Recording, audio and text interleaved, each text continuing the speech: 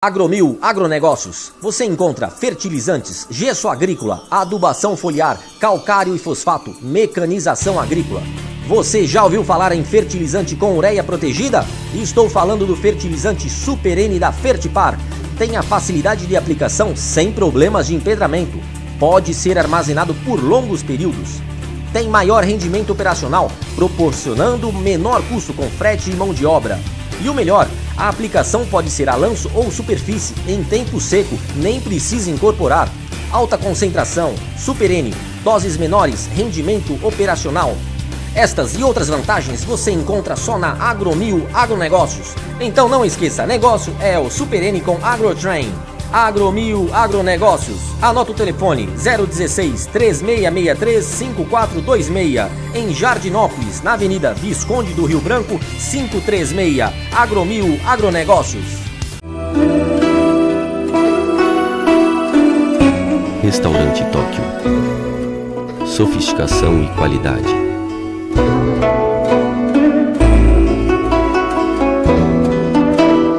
Ambiente requintado.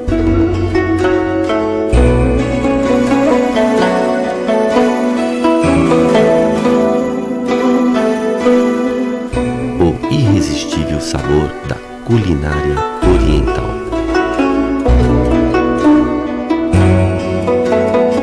Grande variedade de opções.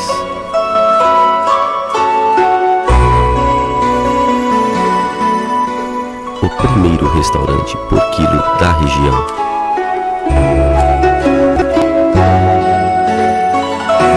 Restaurante Tóquio, Avenida 9 de Julho, 1184, em Ribeirão Preto.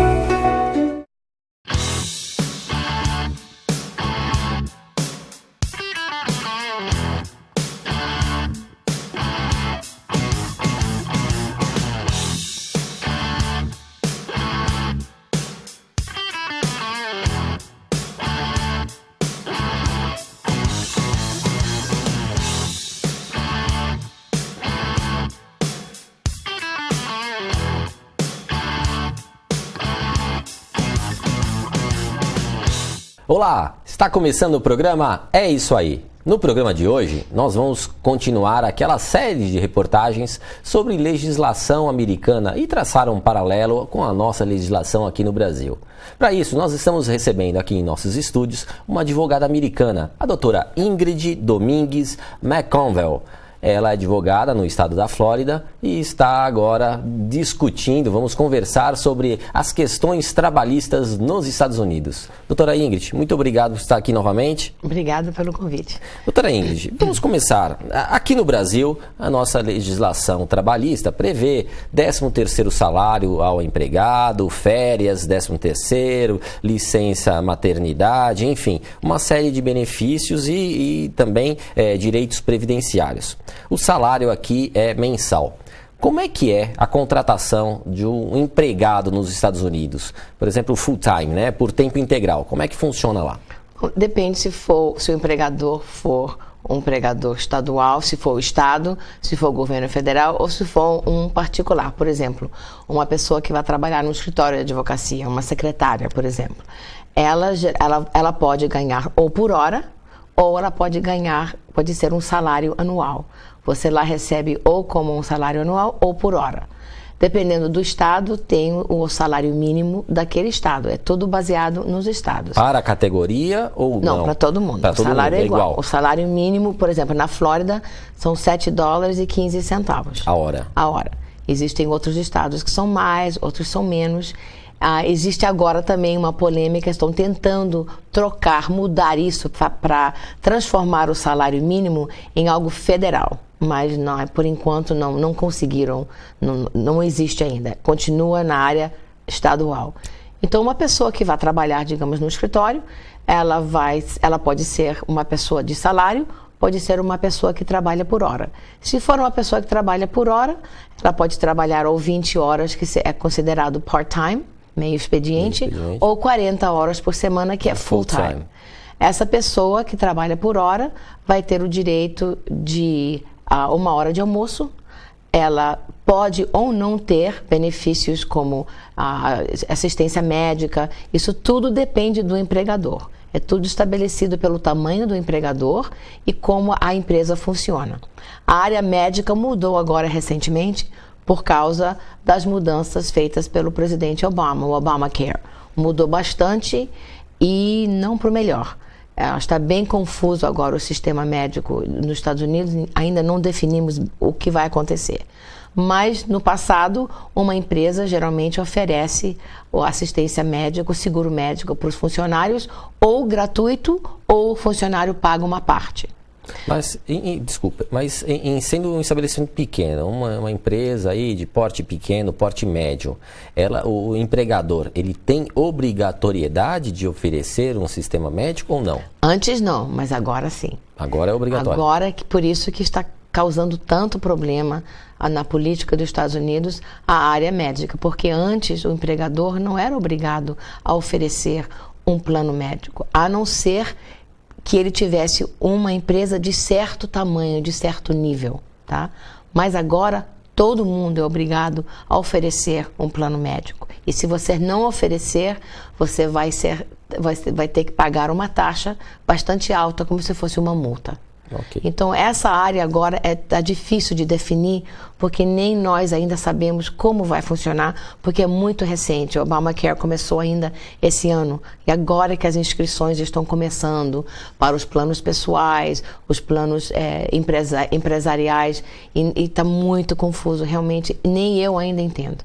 Mas tudo bem, mas no caso nós estamos falando de uma assistência médica. Fora assistência médica, tem mais algo que o empresário seja obrigado a dar ao empregado? Como ele disse, se for uma pessoa full-time, uma hora de almoço, e não mais nada. Mais nada? Não, férias vai depender do empregador. Se ele quiser. Se for uma pessoa que tenha salário, uma pessoa que ganhe anualmente, geralmente você começa todo o trabalho, geralmente com 2 semanas de férias, após 1 ano.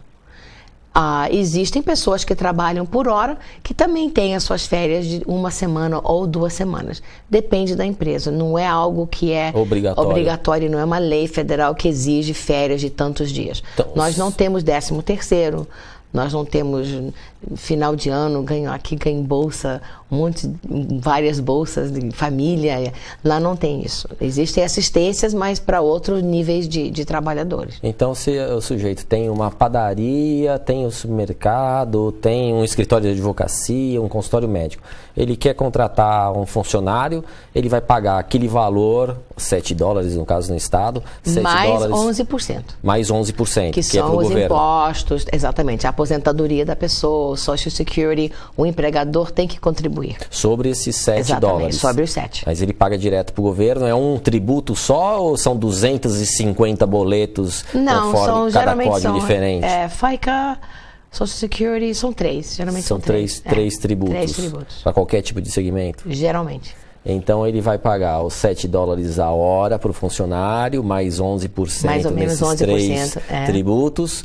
E o funcionário não tem 13º, não tem hora extra. A hora extra superior às 8 horas semanais, seria isso? As 8 horas diárias? Se a pessoa que trabalha por hora trabalha, digamos que o horário são 40 horas, a pessoa trabalha 41 horas, por lei, o empregador vai ter que pagar a hora extra e, dependendo do estado, pode ser $7 ou 7 mais 3,50, que é hora e meia. Depende. Mas se é um trabalhador que trabalha por hora, já o trabalhador que trabalha anualmente, que tem um salário, digamos, de $200 mil por ano, e essa pessoa pode trabalhar 90 horas por semana e ele vai continuar ganhando os $200 mil. Ele pode trabalhar 24 horas por dia, ele vai continuar ganhando os $200 mil. Não tem essa variação, é um preço fechado. É fechado. Ele pode ser negociado, empregado e patrão negociam os limites. O seu horário. Você, por exemplo, você vai trabalhar numa empresa, você vai perguntar quantas horas. Olha, nós estimamos que você trabalhar entre 40 e 50 horas por semana. E geralmente eles falam de cara. Aceite ou não. A decisão é sua. E acabou. Acabou. Trabalhou 10 anos na empresa. O empresário resolveu mandar embora. Pode entrar com reclamação trabalhista para pedir 13º, auxílio moradia, não.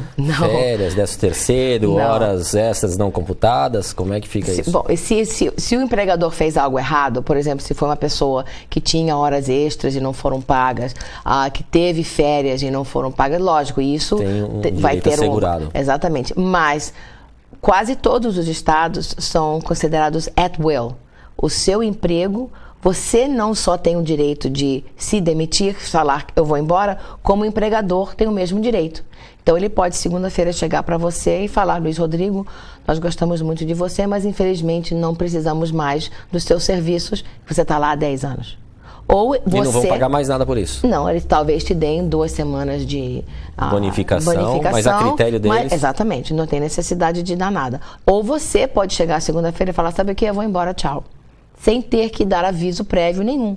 Então, ambos têm o mesmo direito. Agora, se você tem um contrato de trabalho que especifica que você vai trabalhar nessa empresa durante 5 anos num nível tal e no 6º ano vai ser elevado a outro nível, e o contrato for rompido, aí você tem uma ação civil sobre o seu contrato. Mas é a relação contratual, né? Exatamente. Não é a relação não trabalhista. É trabalhista, não. Agora, como é que fica a questão da gravidez na relação de trabalho? Cada empregador tem as suas regras. O governo federal, que é o maior empregador do país, geralmente tem, em média, são 6 semanas de tempo livre para uma mulher que tenha um filho, ou também agora que adote uma criança. Eles dão o mesmo benefício. 6 semanas, 8 semanas, em alguns casos, umas empresas dão mais. Varia de empresa para empresa, não é um número fixo para todo mundo. Tanto para o homem quanto para a mulher? Algumas empresas sim, outras não. Mas é conveniência entre as partes? Sim. O empregador, empresário decidem... A não ser que você é um empregado federal, que aí eles têm o limite estabelecido para todo mundo. Fora isso? Fora isso, o empregador individualmente ele tem as suas próprias regras. E no silêncio entre as partes, não ficou discriminado? Como é que fica? Não ficou acordado entre empregador e empregado a questão da gravidez? Aí, por exemplo, se uma mulher trabalha num escritório e ela fica grávida e o empregador sabe que ela ficou grávida e manda ela embora, ela vai ter uma ação. Porque você não pode discriminar contra uma mulher somente pelo fato dela estar grávida. Não pode. E o quanto seria isso em valor? É impossível dizer, sabe? Depende do salário dela, depende de como ela foi demitida, depende de quanto tempo ela trabalhava lá, da forma que aconteceu, o valor dela na empresa. Existem vários fatores. Nós vamos fazer uma pausa e nós voltamos já já. Não sai daí.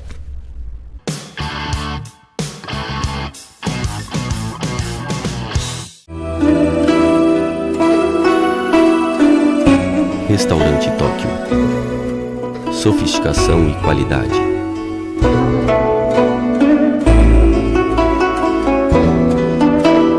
Ambiente requintado.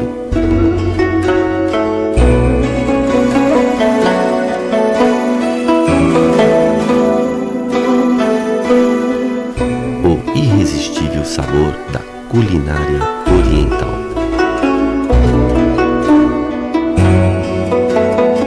Grande variedade de opções.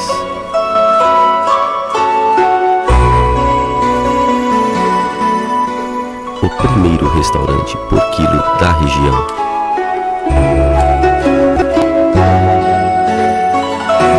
Restaurante Tóquio, Avenida 9 de Julho, 1184, em Ribeirão Preto. Agromil Agronegócios. Você encontra fertilizantes, gesso agrícola, adubação foliar, calcário e fosfato, mecanização agrícola.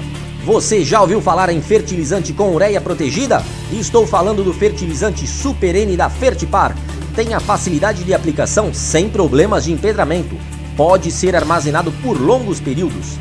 Tem maior rendimento operacional, proporcionando menor custo com frete e mão de obra. E o melhor, a aplicação pode ser a lanço ou superfície, em tempo seco, nem precisa incorporar. Alta concentração, Super N, doses menores, rendimento operacional.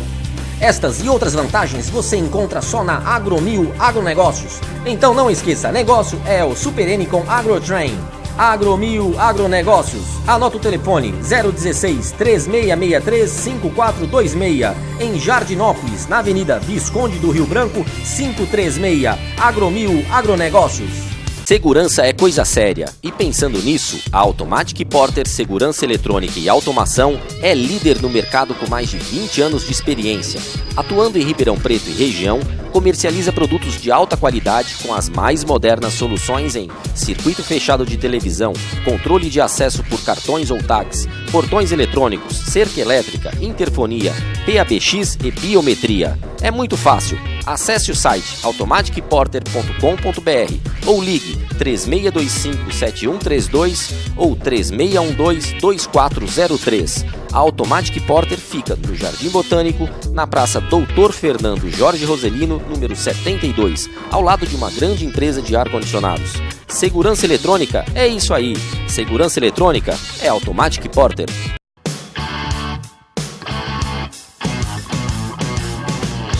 Olá, estamos de volta com o programa É Isso Aí. Nós estamos conversando com a doutora Ingrid Domingues McCovell, advogada no estado da Flórida, e nós estamos conversando sobre legislação trabalhista. Doutora Ingrid, no bloco anterior nós estamos falando sobre a forma de remuneração em relação de trabalho, empresário, empregador.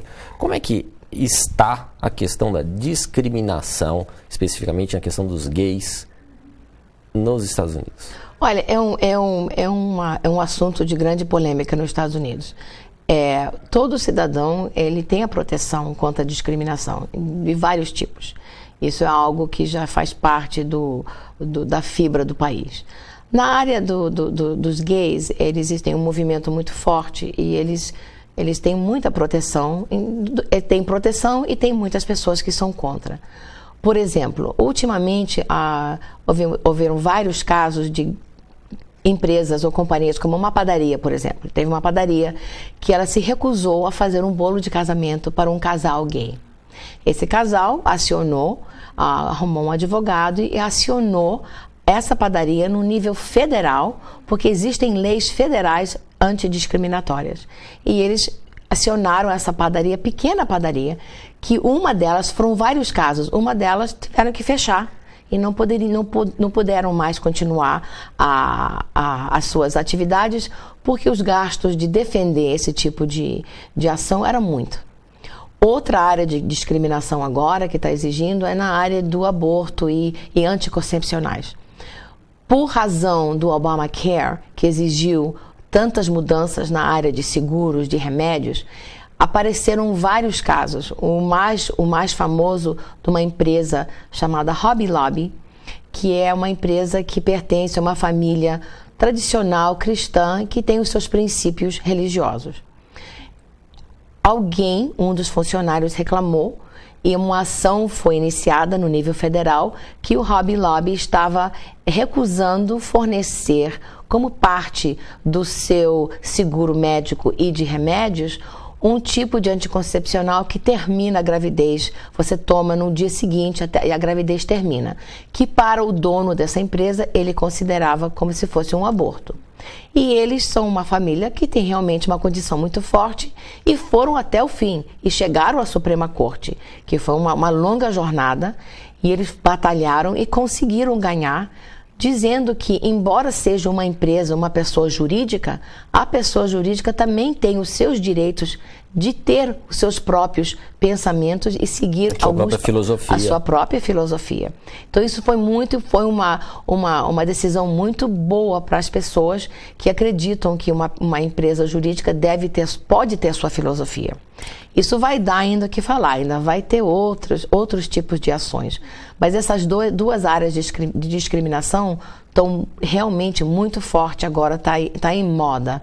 Aparecem todo dia um novo caso. Mas para o público entender, no caso do projeto, né, do Obamacare, as empresas devem fornecer, além da assistência médica, elas devem fornecer alguns medicamentos. E dentre eles, a pílula do dia seguinte, sim, pílulas anticoncepcionais, faz parte do pacote, sim, de assistência do Obamacare, de assistência médica obrigatória da empresa fornecer ao empregado. E aí no caso da Hobby Lobby, exatamente. ela se rebelou contra um princípio ativo ou contra todos os medicamentos Não, ela de só aborto? a briga foi o remédio, o medicamento que termina a gravidez.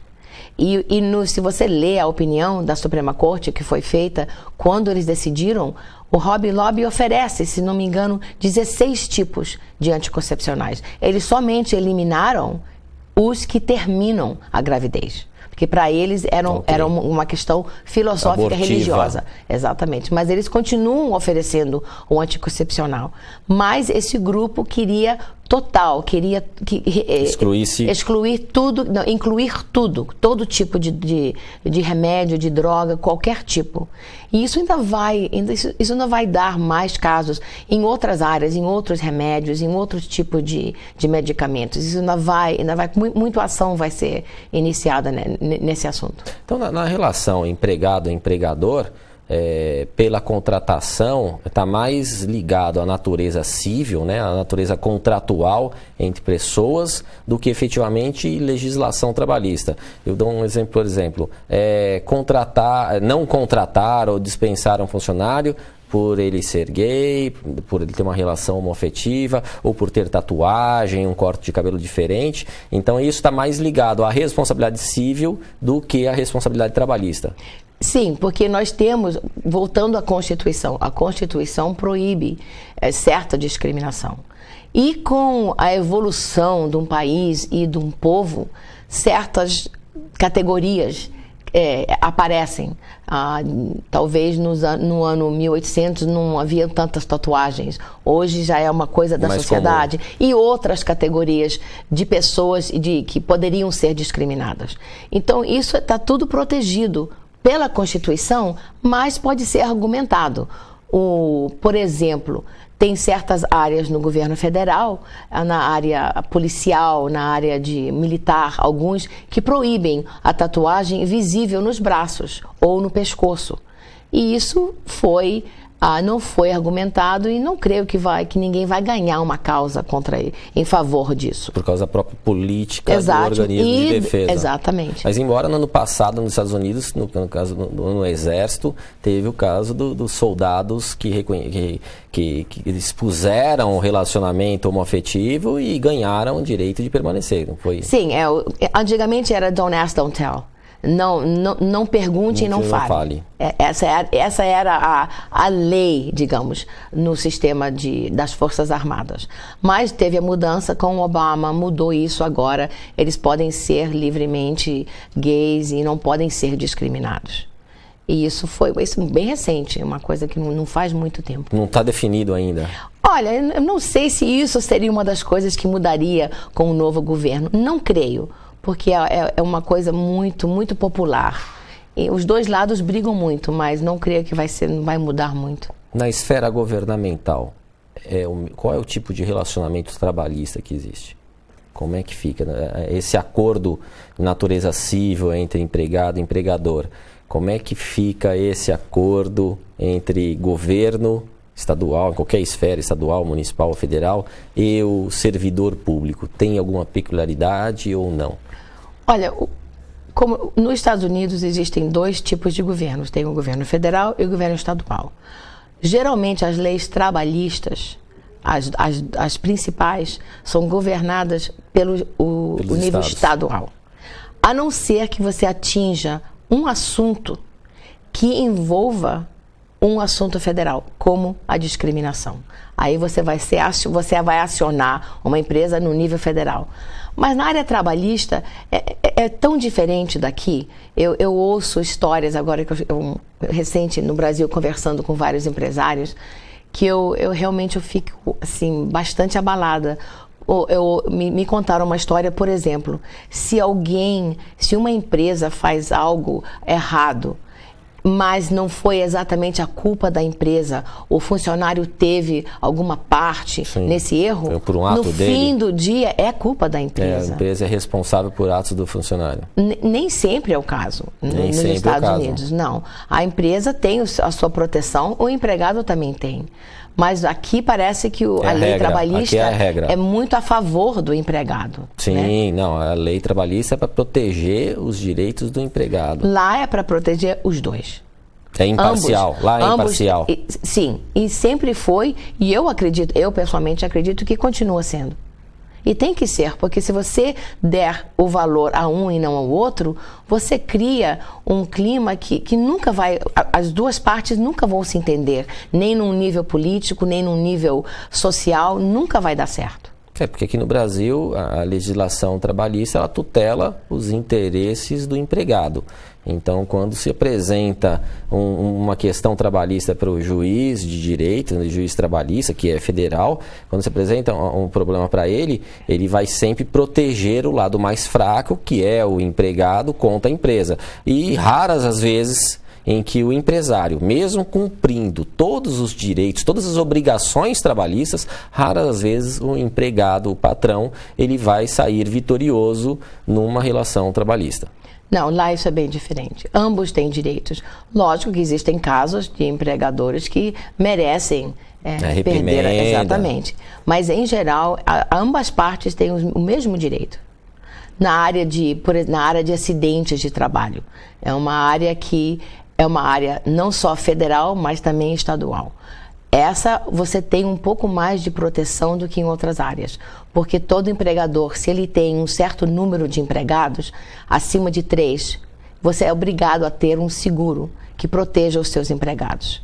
Se o seu empregado se machuca no trabalho, o seu seguro é obrigado a protegê-lo, a dar assessoria, a pagar o salário, a pagar os gastos médicos. Isso é uma área de grande legislação e muitas ações civis nessa área.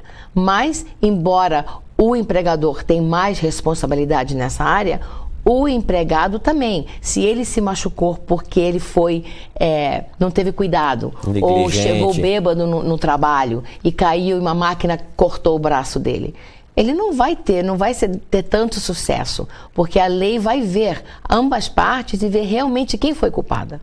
Aqui no Brasil já seria culpa do patrão, porque não tomou a cautela de averiguar se ele estava embriagado. Nem sempre. É interessante isso. Então, muito obrigado. Então nós ficamos por aqui. Porque programa é isso aí.